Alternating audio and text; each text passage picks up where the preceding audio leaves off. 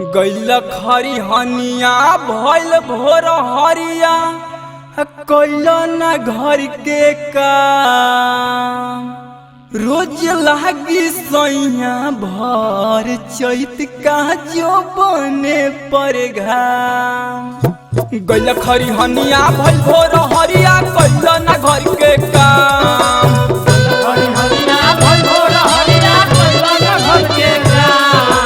गैल खरी हनिया भइल भोर हरिया कैल न घर के काम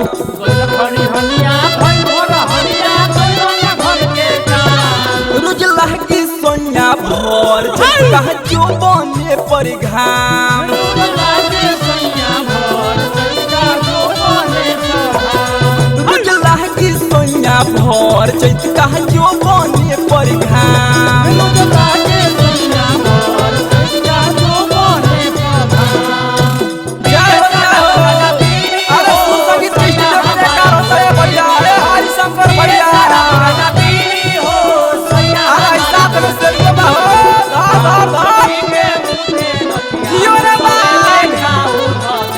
चैता में चोलिया साला इर्च से खोलता चैता में चोलिया साला इर्च से खोलता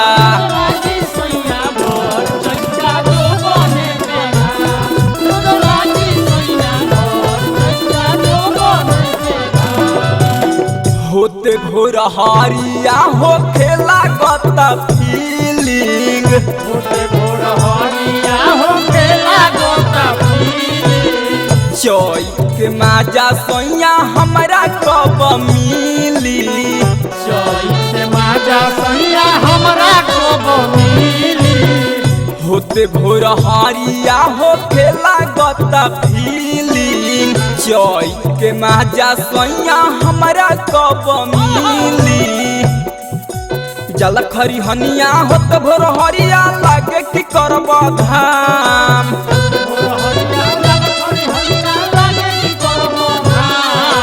जल खरी हनिया होत भोर हरिया लागे कि करब धाम रोज लागी सोया भर चैत जो बने पर घाम रोज लागे सैया भर चैत जो बने पर घाम रोज लागी सोया भर चैत जो बने पर घाम रोज लागी सैया भर चैत जो बने पर घाम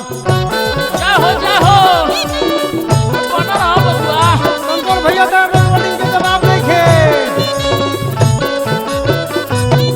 रोज लागी सैया भर चैत जो बने पर घाम रोज लागी सैया भर चैत जो बने पर घाम चैत में हमके तू कितना तड़पावत ये सुगा भर चैत सैया तू तो रहे लबाधारी भर चैत सैया तू तो रहे लबाधारी से जिया पतड़ पे हमार सौं से जवानी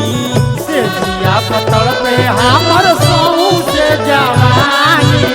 तनिको बुझत नहीं ख सेज पतड़ के हम रह जातनी ए सोना शेरू रे बड़ा दर्द में बानी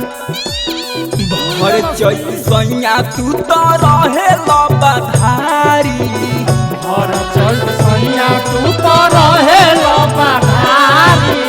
से जिया पतड़ पे हमार सौं से जवानी से जिया पतड़ पे हमर सहू से जवानी गोविंद हो गुजरात छोड़ हो बड़ा दर्द पीड़ा में बानी अरे जल्दी बाहर से आ जाओ घरों के काम करेला सोया ले बका तू दाम घरों के काम करेला सोया ले बका ये शंकर भैया लक्ष्मण भैया हो आगे देखो रतिया का कहतिया